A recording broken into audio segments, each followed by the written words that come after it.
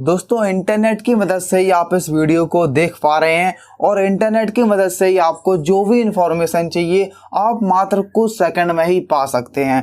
और इंटरनेट की मदद से आज के समय में करोड़ों के स्टार्टअप्स ग्रो हुए हैं और न जाने कितनी चीज़ें इंटरनेट पर ही डिपेंड करती हैं। तो हम ये कह सकते हैं कि इंटरनेट ने हमारे जीने का तरीका ही बदल दिया है।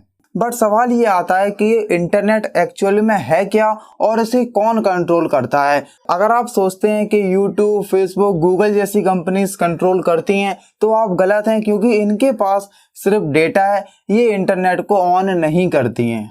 और अगर आप सोचते हैं कि ये एयरटेल, जियो जैसी कंपनीज हमें इंटरनेट प्रोवाइड करवाती हैं तो हो सकता है कि ये इंटरनेट की मालिक हों, बट ये भी नहीं है।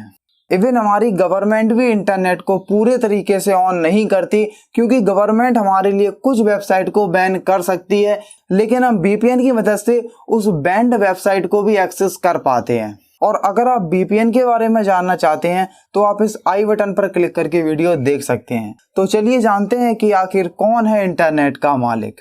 चलिए मान लीजिए कि एक छोटा सा गाँव है जिसमें कि 5 घर हैं और पहला वाला घर एक केबल की मदद से दूसरे वाले घर तक जुड़ गया और दूसरे वाले घर ने केबल बिछाई तीसरे वाले घर तक और तीसरे वाले घर ने चौथे वाले तक और चौथे ने 5वें तक। अब आप क्लियरली देख सकते हैं कि इस छोटे से गांव में एक नेटवर्क बन चुका है जो कि हर घर को एक दूसरे से कनेक्ट कर रहा है। और इस नेटवर्क में कोई एक ही घर मालिक नहीं है, ये 5 घर इस नेटवर्क में बराबर हिस्सा रखते हैं। और ये जो नेटवर्क इन 5 घरों को कनेक्ट कर रहा है इसे ही हम इंटरनेट कहते हैं। तो हम कह सकते हैं कि इंटरनेट एक तरीके का जाल है जो कि करोड़ों फोन्स को, कंप्यूटर्स को एक दूसरे से कनेक्ट करता है और कोई भी एक इंसान इसका मालिक नहीं हो सकता।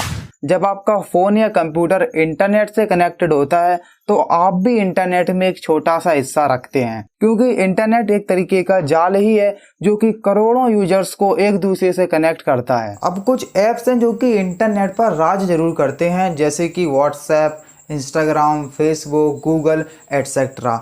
अगर ये ऐप्स नहीं हो तो मोस्टली लोग इंटरनेट को यूज़ ही नहीं करेंगे और जो लोग यूज़ करेंगे उन्हें इंटरनेट का मज़ा भी नहीं मिल पाएगा, क्योंकि आज के समय में हम ज़्यादातर इंटरनेट यूज़ करते वक्त इन ऐप्स को ही इस्तेमाल करते हैं। तो हम कह सकते हैं कि ये सोशल मीडिया ऐप्स इंटरनेट पर राज जरूर करते हैं बट उसे कंट्रोल नहीं करते, क्योंकि अगर ये सोशल मीडिया ऐप्स नहीं भी होंगे फिर भी हम इंटरनेट को यूज़ कर पाएंगे। और अगर आप इंटरनेट पर अपनी खुद की वेबसाइट बनाते हैं तो ये सोशल मीडिया ऐप्स उसमें इंटरफेयर नहीं कर सकते।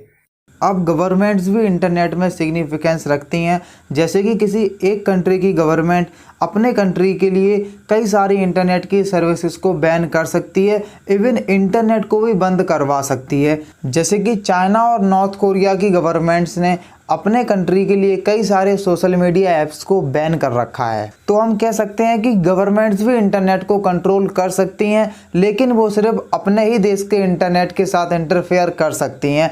वो किसी और कंट्री के इंटरनेट के साथ कोई भी छेड़खानी नहीं करवा सकती।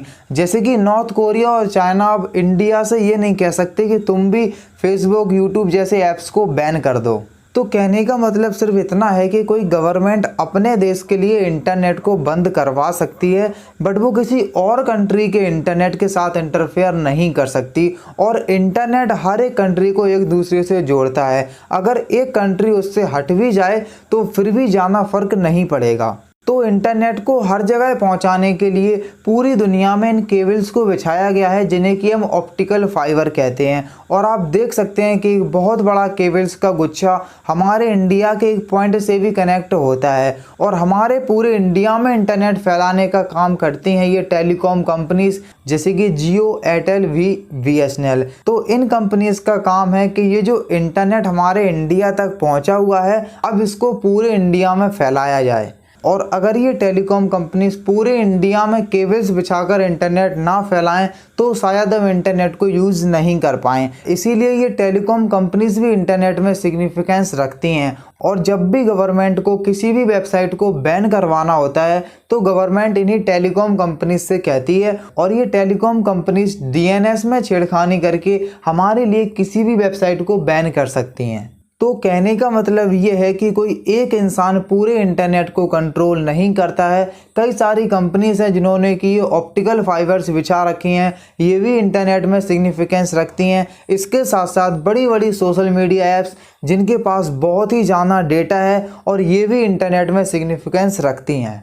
उम्मीद है कि आपको ये वीडियो अच्छा लगा हो, और अगर लगा तो हमें लाइक करके ज़रूर बताएं। और ऐसे ही वीडियोस को सबसे पहले देखने के लिए आप उस लाल बटन पर क्लिक करके चैनल को सब्सक्राइब ज़रूर करें। और मैं मिलता हूं आपको नेक्स्ट वीडियो में। Till then bye bye.